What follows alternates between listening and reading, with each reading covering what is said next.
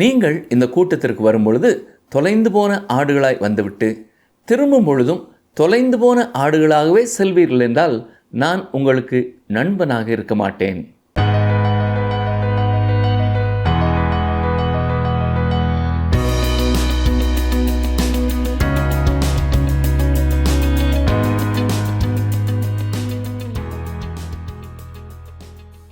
வேத ஆராய்ச்சி நிகழ்ச்சிக்காக காத்திருக்கும் அன்பர்களை இயேசு கிறிஸ்துவின் இன்ப நாமத்திலே வாழ்த்துகிறோம். நாம் கடந்த நிகழ்ச்சியிலே தேவன் உங்களில் காணப்படுகிற பாவத்தை வெறுக்கிறார், நீங்கள் பாவத்தை நேசித்து அதை தொடர்ந்து செய்து கொண்டு இருந்த போதிலும் அவர் உங்களை நேசிக்கிறார், ஆனால் அவருடைய நியாய தீர்ப்பு சீக்கிரமே வரும் என்றும், இன்று அநேகர் தங்கள் வாழ்க்கையிலே துன்பம் சூழும்போது குடிபோதை மற்றும் பல கெட்ட பழக்க வழக்கங்களுக்கு அடிமையாகி பிரச்சனைகளிலே விடுதலை பெற முடியாமல் மேலும் சில பிரச்சனைகளிலே மாட்டிக்கொள்ளுகிறார்கள் என்றும், மனிதனை விசுவாசித்து அவன் பின்னே செல்லக்கூடாது என்றும், தேவனுடைய வார்த்தையை நாம் விதைக்க வேண்டியது நம்முடைய கடமையாக இருக்கிறது, தேவையுள்ள ஆத்துமாவிற்கு நாம் வசனங்களை கொடுக்க வேண்டும் என்றும், தேவன் பாவத்தோடு ஒத்து போகிறவர் அல்ல, அவர் பாவத்தை காணாதவர் போல இருக்க மாட்டார் என்றும் கற்றுக்கொண்டோம்.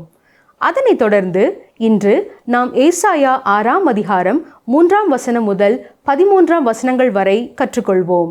இந்த பகுதியிலே தேவனின் பிரசன்னத்திற்குள் எவ்வாறு செல்ல முடியும், நெருப்பு தழல் என்பது எதனை அடையாளப்படுத்துகிறது, இயேசு கிறிஸ்து இந்த உலகத்திற்கு வந்தபோது நடந்தது என்ன என்பதை கற்றுக்கொள்ள தொடர்ந்து எங்களுடன் இணைந்திருங்கள்.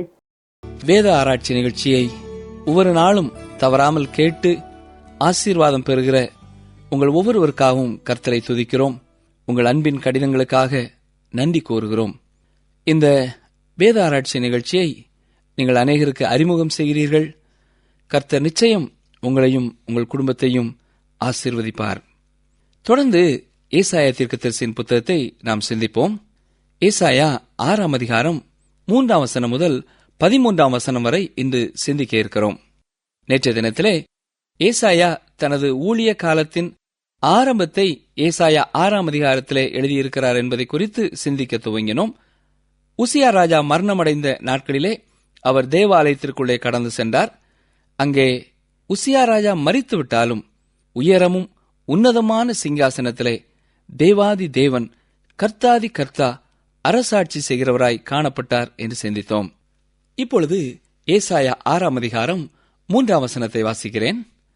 ஒருவரை ஒருவர் நோக்கி, சேனைகளின் கர்த்தர் பரிசுத்தர் பரிசுத்தர் பரிசுத்தர், பூமி அனைத்தும் அவருடைய மகிமையால் நிறைந்திருக்கிறது என்று கூப்பிட்டு சொன்னார்கள்.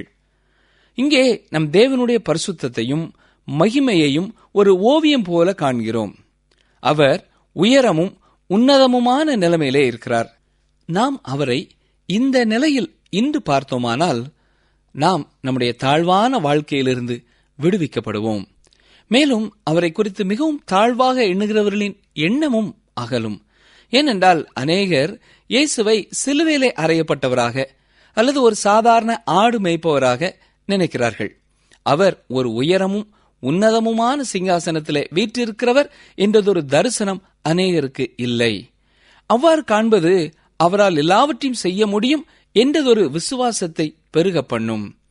இது இல்லாதபடினாலேதான் அநேகர் தங்கள் வாழ்க்கையின் தேவைகளிலே கடவுளை நோக்கி ஓடுவதற்கு பதிலாக மனிதர்களை தேடி ஓடுகிறார்கள். மேலும் அநேகர் இயேசுவை எந்த விதத்திலேயும் அணுகிவிடலாம் என்று மிகவும் எளிதாக நினைத்து விடுகிற நிலைமையும் மாறும். அருமையானவர்களே, நீங்கள் நேரடியாக தேவனுடைய பிரசன்னத்திற்குள்ளே நுழைந்துவிட முடியாது. இதையும் அறிய வேண்டும். அவர் அதை அனுமதிக்கிறதில்லை. நீங்கள் இயேசு கிறிஸ்து மூலமாகவே தேவனிடத்தில் சேர முடியும். இந்த ஒரு வழியில் மாத்திரமே நீங்கள் தேவ பிரசன்னத்திற்குள் நுழைய முடியும். அதேபோல நீங்கள் உங்களுடைய தகுதியின் மேன்மையினால் தேவனுடைய பிரசன்னத்திற்குள்ளே நுழைந்து விட முடியாது. நீங்கள் கிறிஸ்துவுக்குள் இருக்கிறனாலே தான் அவருடைய பிரசன்னத்திற்குள்ளேயும் நுழைய முடியும். இயேசு கிறிஸ்து இதை குறித்து தெளிவாக யோவான் 14ஆம் அதிகாரம் 6ஆம் வசனத்திலே சொல்லியிருக்கிறார். என்னாலே அல்லாமல் ஒருவனும் பிதாவினிடத்தில் வரான். நாம் அவர் வழியாகவே பிதாவினிடத்திலே செல்ல இயலும். நீங்கள் அவருடைய பிள்ளைகளாக இருப்பீர்களானால் கிருபாசன தண்டையில் தைரியமாக கிட்டிச் சேரலாம். இதை தவிர வேறு எந்த தகுதியின் அடிப்படையிலேயும் நாம் அவரிடத்தில் செல்ல இயலாது. ஏசாயா 6:4. கூப்பிடுகிறவர்களின் சத்தத்தால் வாசல்களின் நிலைகள் அசைந்து ஆலயம் புகையினால் நிறைந்தது. கூப்பிடுகிறவர்களின் சத்தம் என்பது சேராபீன்களின் சத்தத்தை குறிக்கிறது. அவர்கள் தேவனை பரிசுத்தர் பரிசுத்தர் என்று சொல்கிறதனால் எழுந்த சத்தத்தினால் ஆலயம் மகிமையினால் நிறைந்தது என்று பார்க்கிறோம். இந்த சத்தம் ஏசாயாவின் மேல் என்ன விளைவை ஏற்படுத்தியது? ஏசாயா 6:5 பாருங்கள். அப்பொழுது நான், ஐயோ அதமானேன், நான் அசுத்த உதடுகளுள்ள மனுஷன், அசுத்த உதடுகளுள்ள ஜனங்களின் நடுவில் வாசமாயிருக்கிறவன், சேனைகளின் கர்த்தராகிய ராஜாவை என் கண்கள் கண்டதே என்றேன். ஏசாயா இந்த அனுபவத்திற்குள்ளே வரும் முன்னரும் தேவனுடைய மனிதனாகத்தான் இருந்தார். ஆனாலும் இந்த தரிசனம் அவருடைய வாழ்க்கையிலே மிகப்பெரிய ஒரு தாக்கத்தை ஏற்படுத்தியது. ஏசாயா இந்த தரிசனத்திற்கு கொடுத்த பதில் மிகவும் புரட்சிகரமானது. தேவனுடைய பிரசன்னத்திலே தான் அதமானதாக, அழிந்தே போய்விட்டதாக கருதினார். இந்த தரிசனம் அவருடைய நிலைமையை அவருக்கு வெளிப்படுத்தியது. ஆம், தேவனை அவர் பார்த்த பொழுது தன்னை உண்மையில் பார்க்க முடிந்தது. இன்று அநேகருக்குள்ள பிரச்சனை இதுதான். அவர்கள் தேவனுடைய பிரசன்னத்தை கொண்டு வருகிற வேத வசனத்தை வாசித்து தியானிப்பதில்லை. அவ்வாறு அவர்கள் வேத வசனத்தின் வெளிச்சத்திலே நடப்பார்களானால் தங்களுடைய நிலை என்ன என்பதை தெரிந்து கொண்டிருப்பார்கள். ஆனால் அவர்கள் அவ்வாறு செய்யாததினால் தங்களுடைய நிலையை அறியாதிருக்கிறார்கள். இந்த காரியத்தை குறித்தே 1 யோவான் 1:7 யோவான் இவ்விதம் எழுதுகிறார். அவர் ஒளியில் இருக்கிறது போல நாமும் ஒளியிலே நடந்தால் ஒருவரோடு ஒருவர் ஐக்கியப்பட்டிருப்போம். அவருடைய குமாரனாகிய இயேசு கிறிஸ்துவின் இரத்தம் சகல பாவங்களையும் நீக்கி நம்மை சுத்திகரிக்கும் என்று சொல்கிறது. இவ்வாறு நாம் வேத வசனத்தின் ஒளியிலே நடந்தால் ஏசாயா தன்னுடைய நிலையை உணர்ந்தது போல நாமும் உணர்ந்திருப்போம். நாமும் அதமானவர்கள் என்றும் அசுத்த உதடுகளுள்ள மனுஷன் என்றும் உணர்ந்து கொண்டிருப்போம். நீங்கள் உங்களை தேவனுடைய சந்நிதியிலே ஏதாவது தகுதியுடையவர்களாக, உங்களுக்கு சில உரிமைகள் இருப்பதாக கருதுவீர்களானால் உண்மையிலே நீங்கள் தேவனை காணவில்லை என்பதை அறிந்து கொள்ளுங்கள். யோபுவின் வாழ்க்கையிலும் ஏசாயாவை போன்றதொரு அனுபவம் வந்தது. அப்பொழுது அவன், நான் என்னை அருவருக்கிறேன் என்று சொல்கிறான். யோபு சுயநீதியுடைய மனுஷன். அவனுடைய நண்பர்கள் எல்லாம் அவனை பாவி என்று கூறிய போது யோபு அவர்களை பார்த்து, எனக்கு தெரிந்த வரையில் நான் நீதிமான் தான் என்று கூறினான். ஒருவேளை இவ்வாறு கூறியதால் அவனுடைய நண்பர்களை அவன் வென்றிருக்கலாம். அவனுடைய பார்வையிலே நீதிமானாகவும் காணப்பட்டிருக்கலாம். ஆனால் அவன் தேவனுடைய பிரசன்னத்திற்குள்ளே வந்தபோது அவன் தன்னை நீதிமான் என்று சொல்லவில்லை. அவன் எத்தன்மை உடையவனாக இருந்தான் என்று தேவனுடைய பிரசன்னத்திலே உணர்ந்த பொழுது, என் காதினால் உம்மை குறித்து கேள்விப்பட்டேன், இப்பொழுதோ என் கண் உம்மை காண்கிறது.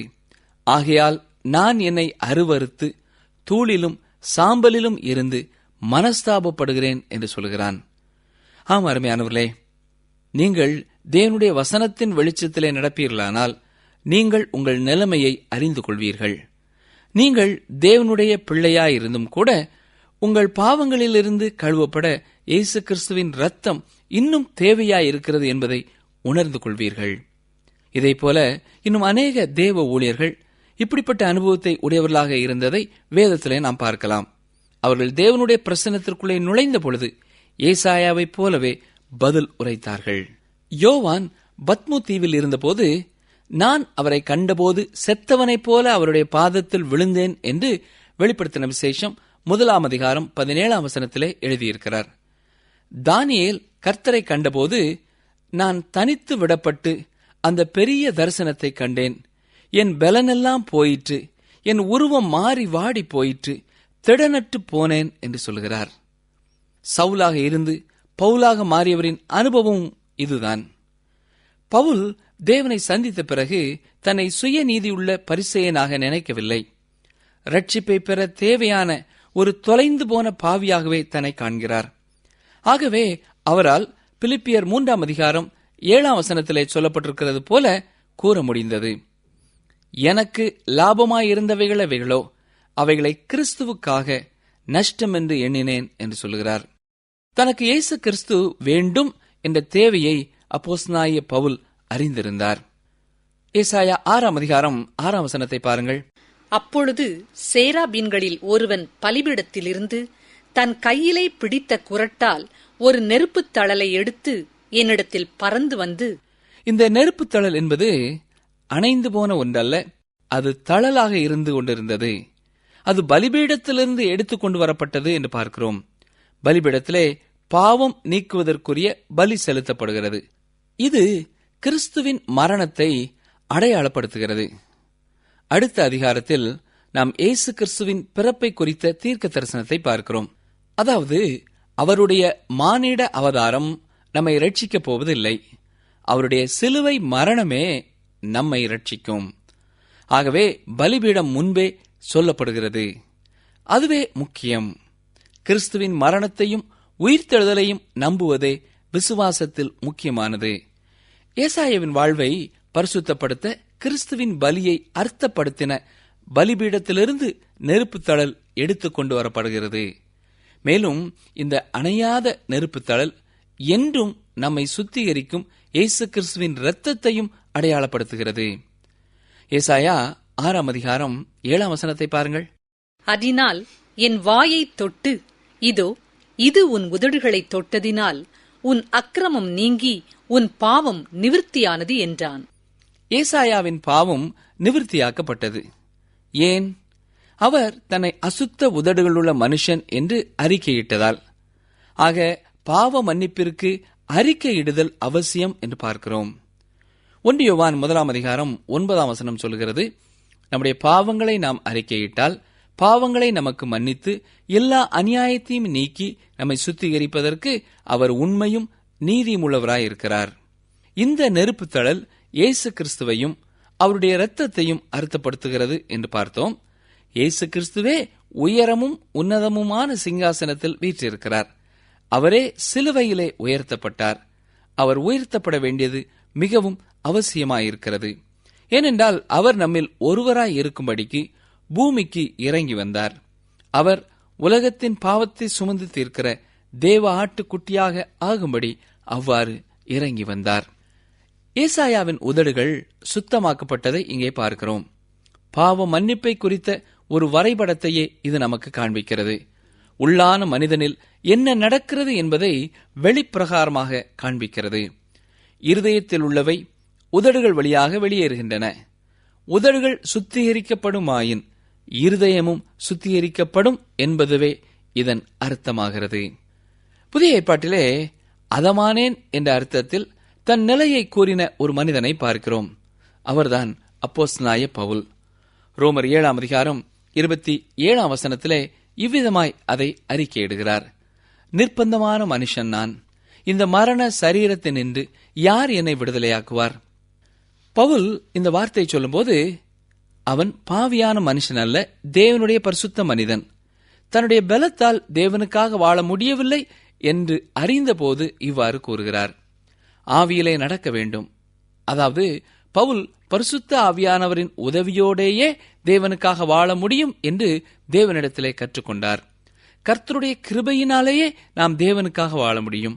நம்முடைய பொறுப்பு என்னவென்றால் நம்முடைய பாவமான நிலைமையையும் நம்முடைய இயலாத நிலையையும் தேவனிடத்திலே நாம் அறிக்கையிட்டுக் கொண்டே இருக்க வேண்டும்.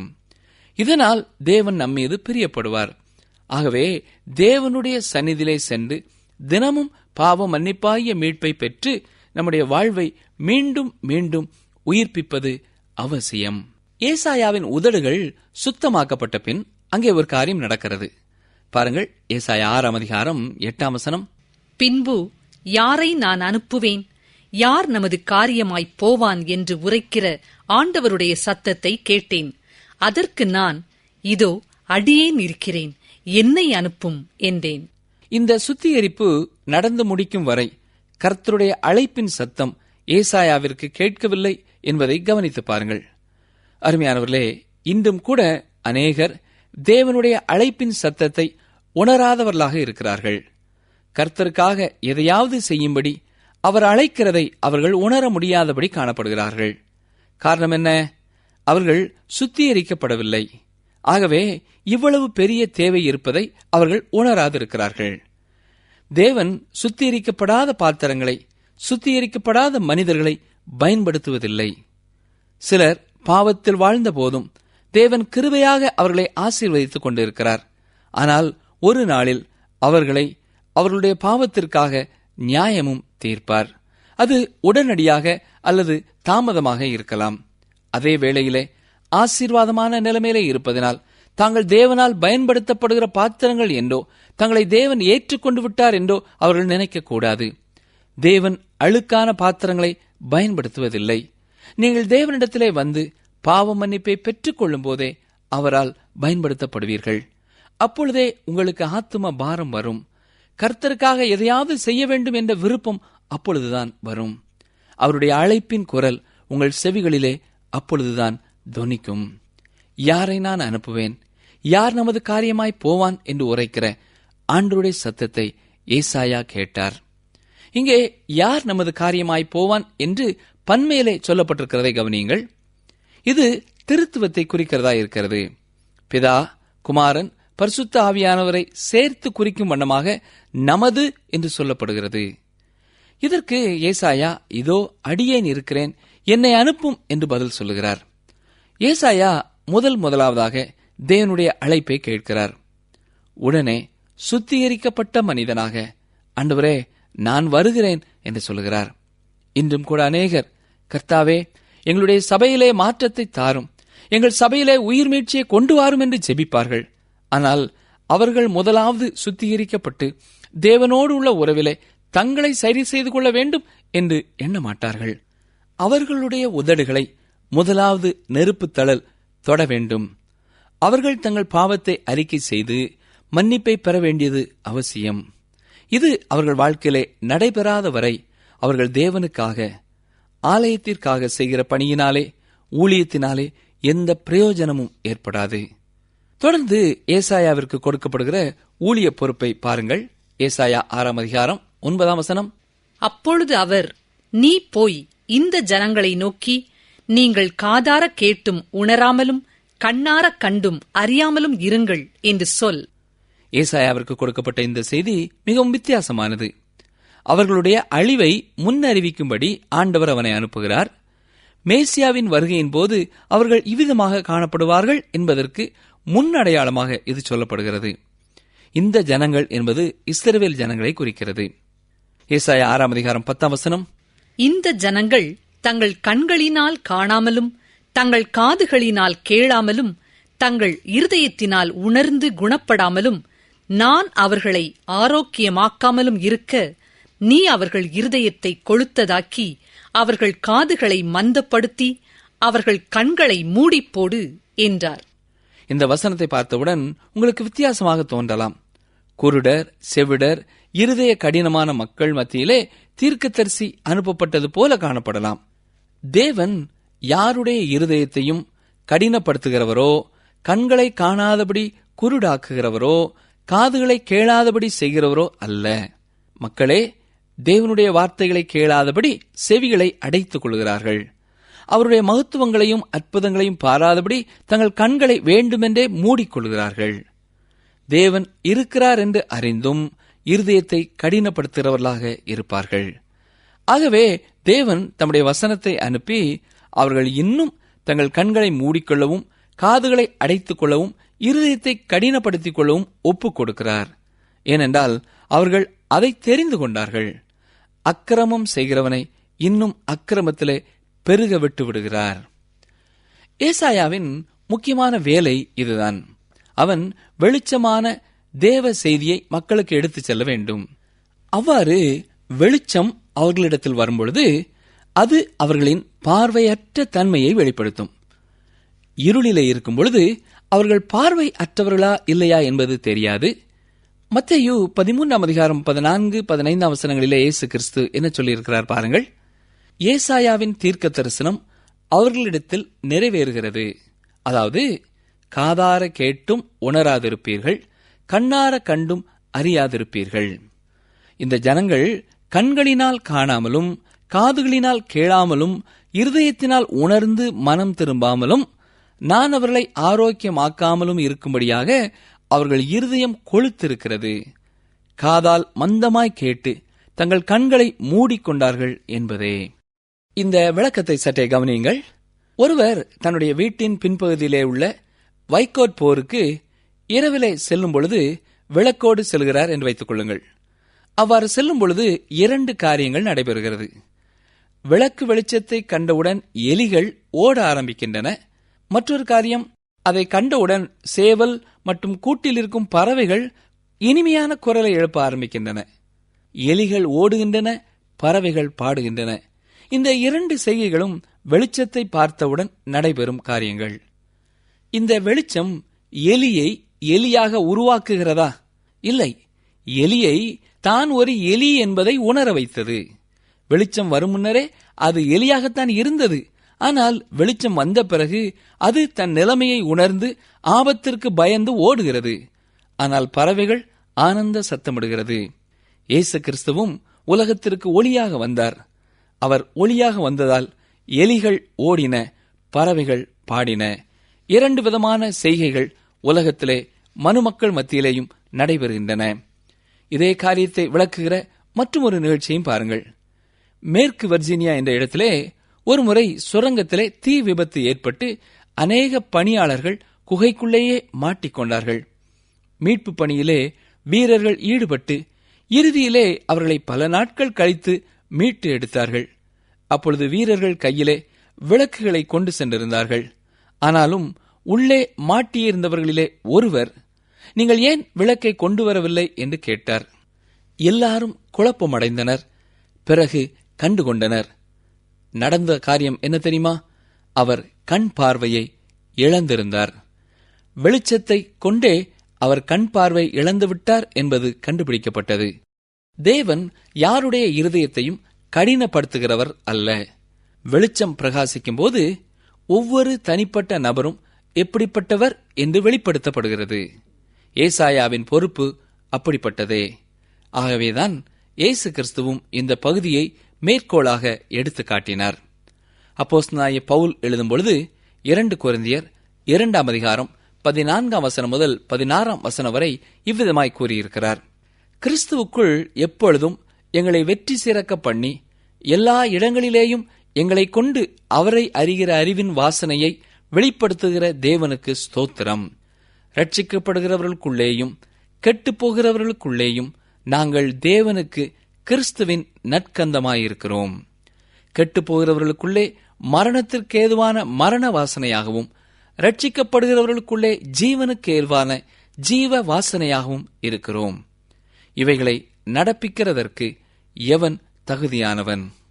கிறிஸ்துவுக்குள் பிரியமான சகோதரனே, சகோதரியே, ஒரு தேவ ஊழியர் சுவிசேஷ கூட்ட முடிவிலே இயேசு கிறிஸ்துவை ஏற்றுக்கொள்ளும்படி அழைப்பு கொடுக்கும் பொழுது இவ்வாறு சொல்லுவாராம்: நீங்கள் இயேசு கிறிஸ்துவை ஏற்றுக்கொள்ளாமல் இங்கிருந்து செல்வீர்களானால் நீங்கள் இந்த கூட்டத்திற்கு வரும்போது தொலைந்து போன ஆடுகளாக வந்துவிட்டு வீட்டிற்கு திரும்பும் போதும் தொலைந்து போன ஆடுகளாகவே செல்வீர்கள் என்றால் நான் உங்களுக்கு நண்பனாக இருக்க மாட்டேன். ஏனென்றால் நீங்கள் இப்பொழுது தேவனுடைய பிரசன்னத்திற்குள்ளே நுழைந்து நான் சுவிசேஷத்தை ஒருபொழுதும் கேட்கவில்லை என்று சொல்ல முடியாது என்பார். அருமையானவர்களே, தேவனுடைய சுவிசேஷமாகிய ஒளி அந்த யூத ஜனங்களின் குருட்டுத்தன்மையை, செவிட்டுத்தன்மையை வெளிப்படுத்தியது. அவர்கள் இயேசு கிறிஸ்துவை ஏற்றுக்கொள்ள மறுத்துவிட்டார்கள். இயேசு கிறிஸ்து அவர்களை பார்வையற்றவர்களாக விடவில்லை, அவர்களுடைய பார்வையற்ற தன்மையை வெளிப்படுத்தினார் என்று பார்க்கிறோம். கிறிஸ்துவுக்குள் எப்பொழுதும் எங்களை வெற்றி சிறக்க பண்ணி என்று அப்போஸ்தலனாகிய பவுல் சொல்லுவது போல நாமும் எப்பொழுதும் வெற்றி பெறுவோம். அநேகர் நம்முடைய தேவனுடைய செய்தியை கேட்டு ஆசீர்வாதம் பெற, நம்மை வெற்றி பெற செய்திருக்கிறார். நம்முடைய முக்கியமான பணி தேவனுடைய வசனத்தின்படி விதைப்பதுதான். இதுவே ஆசீர்வாதம். அன்பர்களே, இந்த நாளிலும் நாம் கற்றுக்கொண்ட சத்தியங்கள் உங்கள் ஆவிக்குரிய வாழ்க்கைக்கு அதிகம் பிரயோஜனம் உள்ளதாக இருந்திருக்கும் என்று நினைக்கிறோம். அதில் முக்கியமான சத்தியங்களை மீண்டும் ஒரு முறை ஞாபகப்படுத்திக் கொள்வோமா? இன்றும் அநேகர் தேவ பிரசன்னத்தை கொண்டு வருகிற வேத வசனங்களை வாசித்து தியானிக்காமல் இருப்பதால் தங்களுடைய நிலையை குறித்து அறிந்து கொள்ளாமல் இருக்கிறார்கள். இயேசு கிறிஸ்துவின் மானிட அவதாரம் நம்மை ரட்சிக்கப் போவதில்லை. அவருடைய சிலுவை மரணமே நம்மை ரட்சிக்கும். பாவ மன்னிப்பிற்கு பாவ அறிக்கை செய்வதுதான் முக்கியமானது. இருதயத்தில் உள்ளவை உதடுகள் வழியாக வெளியேறும்போது உதடுகள் சுத்திகரிக்கப்படுமாயின் இருதயமும் சுத்திகரிக்கப்படும். அநேகர் தங்களை சுத்திகரிக்காததினால் தேவனுடைய அழைப்பின் சத்தத்தை உணராதிருக்கிறார்கள். தேவன் சுத்திகரிக்கப்படாத மனிதர்களை பயன்படுத்துவதில்லை. அவர்கள் தேவனிடத்தில் வந்து பாவ மன்னிப்பை பெற்றுக்கொண்ட பின்னரே அவரால் பயன்படுத்தப்படுவர். தேவன் யாருடைய இருதயத்தையும் கடினப்படுத்துகிறவர் அல்ல. வேத வசனமாகிய வெளிச்சம் ஒவ்வொரு தனிப்பட்ட நபரும் எப்படிப்பட்டவர் என்பதை வெளிப்படுத்துகிறது.